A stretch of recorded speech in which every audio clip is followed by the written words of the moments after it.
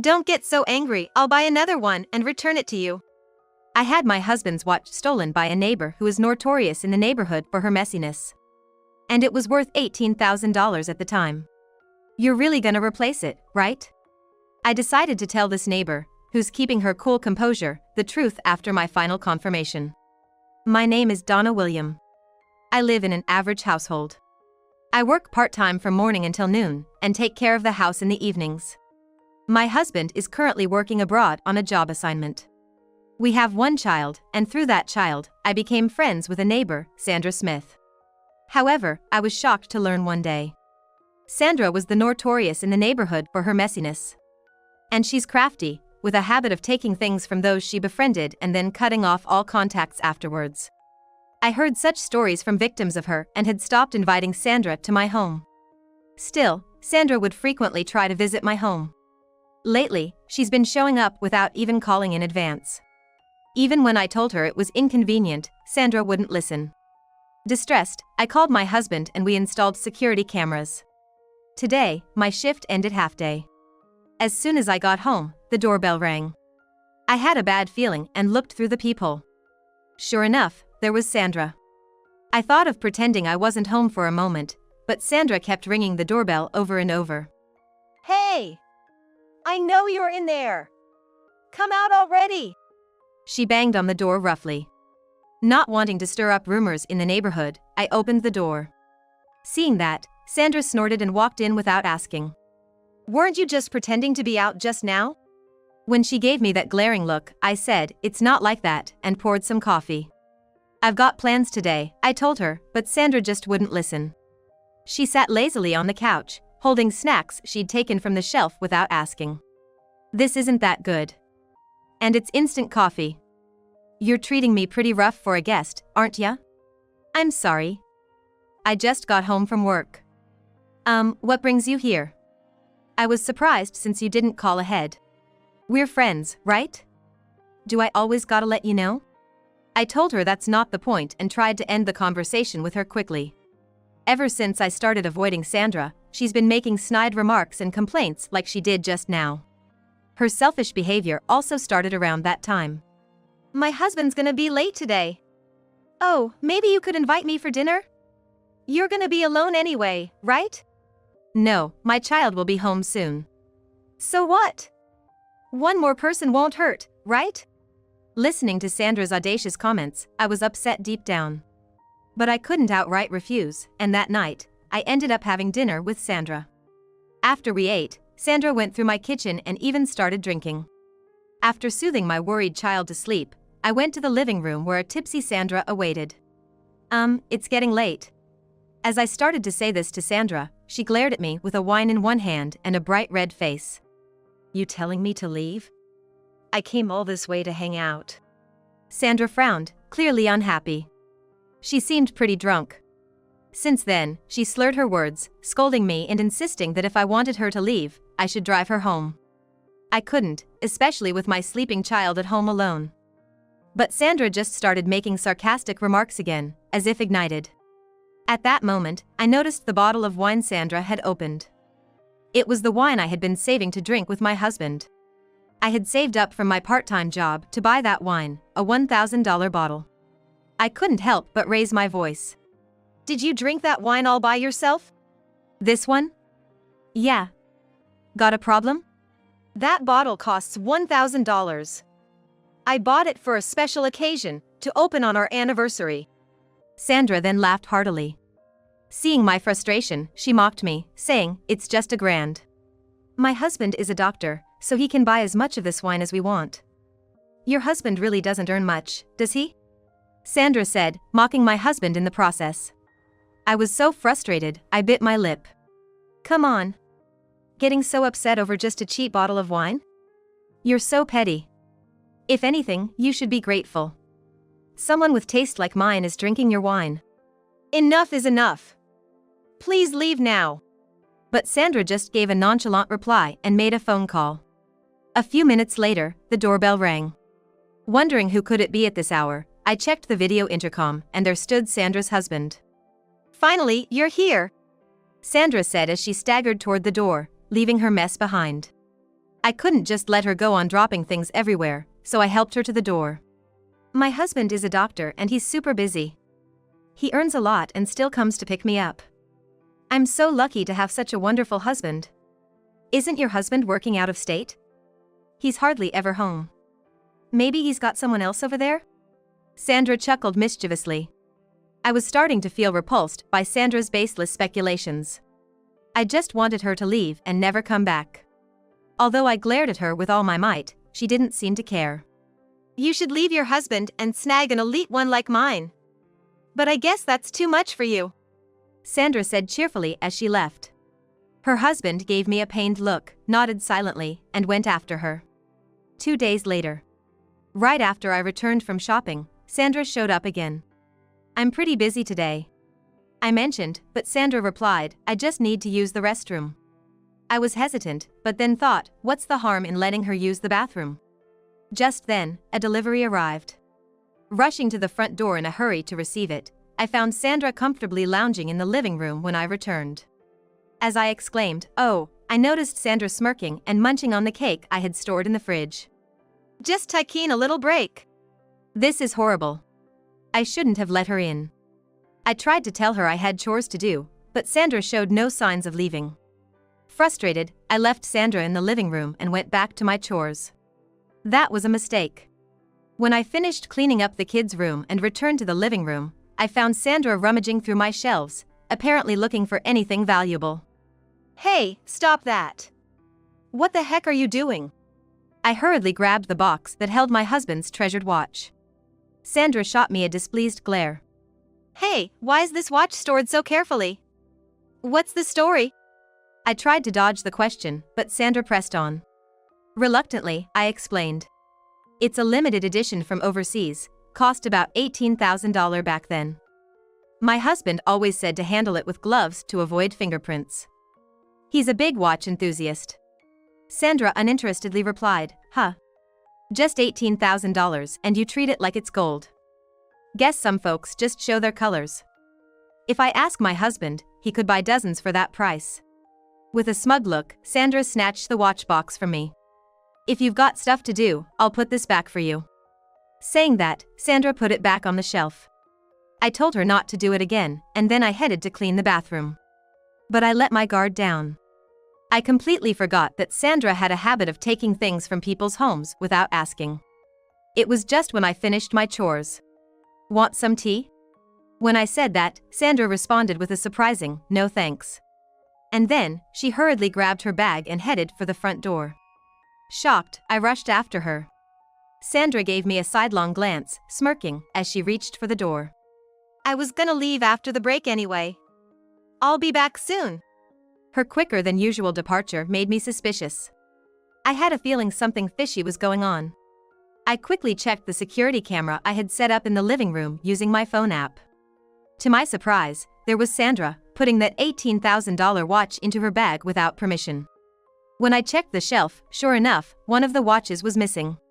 I immediately called her. Sandra, my watch is missing. Did you take it without asking? But Sandra just denied it, saying, I don't know what you're talking about. Yet, I clearly saw Sandra putting the watch in her bag. I pleaded with Sandra to return it, thinking there's no way she didn't know. But she snapped back, enough. I'm not interested in such cheap stuff. Maybe you lost it. Stop blaming others. It's not cheap. It's part of my husband's collection. Poor folks are always so suspicious. Don't call me over such nonsense. Just buy a new one. Heck, I'll even buy you a replacement. Sandra said that with a stubborn attitude, refusing to admit any wrongdoing. Though I wanted to shout at her, I figured she would just deny everything anyway. I guess I'll have to involve the police. I'm definitely getting it back. With that, I hung up on Sandra. And then I immediately called my husband. Your watch. Look, the limited edition worth $18,000 got stolen. I know who took it, but they're playing dumb. I'm thinking of reporting it to the police. If you have photos or a proof of purchase, I'd like to see them. Then, William cried out in horror, his voice trembling. Turns out, that watch is one of the few in the world, a premium piece. Moreover, it has a unique mechanism that's no longer in circulation. If it breaks, it's irreplaceable. In the collector's world, it's sought after and now worth more than $18,000. What? The other day at an auction, the starting bid was over $200,000. It's gonna keep rising in value. I felt dizzy hearing that. I hurriedly took the photo of the watch William gave me and the proof of purchase from the shelf and ran to the police station. I had no idea it was such a luxury item. Once I reported the theft to the police, they acted immediately due to its high value.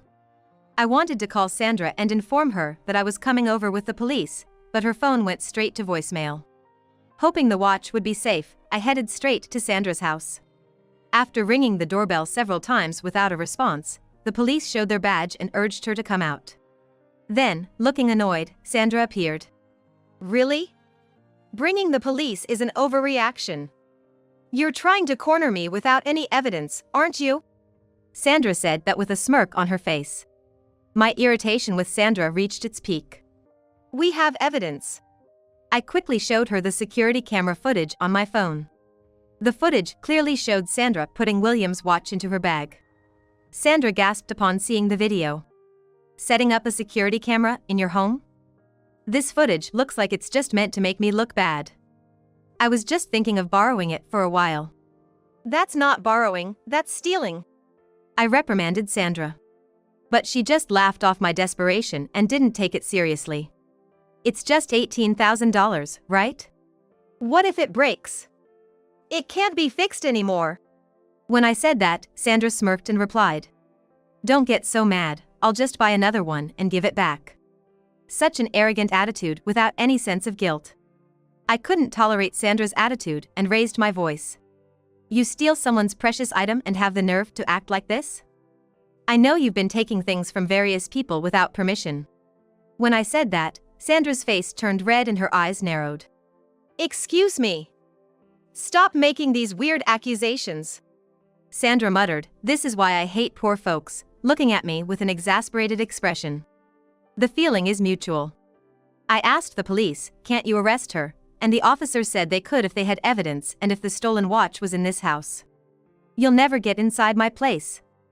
All this fuss over a mere $18,000? I could sue you for defamation. Sandra said that glaring at me. I glared right back at her.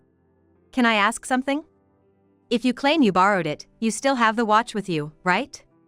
You haven't lost it or sold it? Of course. I just borrowed it. Even if I lost it, I'd compensate. $18,000 is nothing considering my husband's earnings. Sandra said, flaunting a smug smile. Acting so confident, laughing like she still has the watch. So, you really gonna buy it and give it back?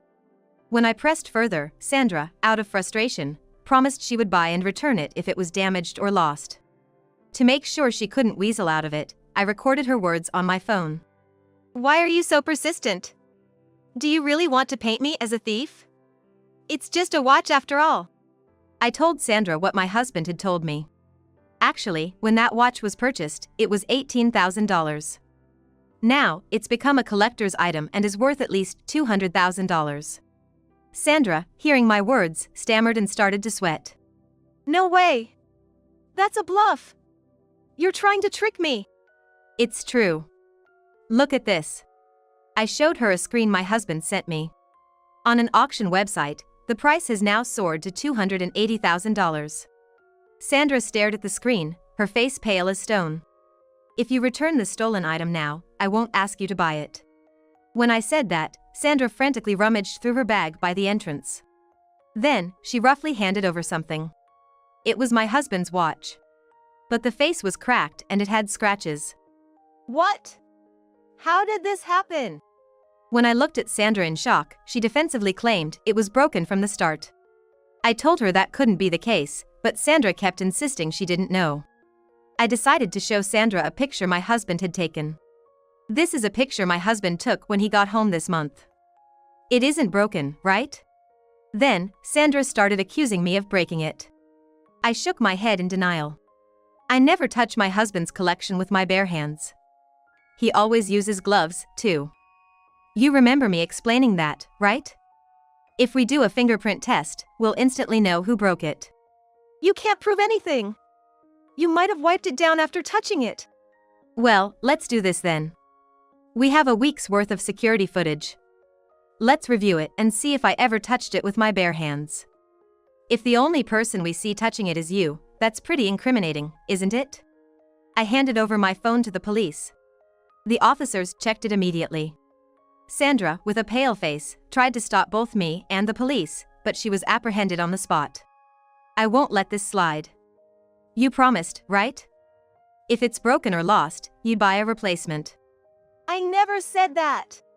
Yes, you did. I've got the recording. Stop resisting now. Admit to what you did and take responsibility. Upon hearing this, Sandra finally gave in and began explaining herself. Apparently, she was just jealous that I had expensive items. I was utterly flabbergasted by her behavior and had no intention of forgiving her actions. Take responsibility for what you've done. I told her this and decided to leave the rest to the police. In the end, Sandra was arrested on suspicion of theft and vandalism. Subsequent searches of her house revealed other luxury items she had stolen from the neighbors. While Sandra claimed they were all borrowed, the victims refuted her claims. If the evidence continues to pile up, she'll likely end up in jail. I told Sandra that if she paid me back for the watch, I would drop the charges. Hearing that, she begged her husband, saying she didn't want to go to prison. However, it seemed her husband had grown weary of her excessive spending and brash attitude, and he decided to cut ties. Ultimately, Sandra couldn't afford to buy back the watch. Her husband billed her for the significant repair costs, leaving her in debt. With Sandra no longer coming around, I felt at ease. My husband returned home after his overseas assignment. Using the compensation we received, we hired a skilled watchmaker, and thankfully, my husband's watch was restored to its former glory. Now, my child, husband, and I live happily together.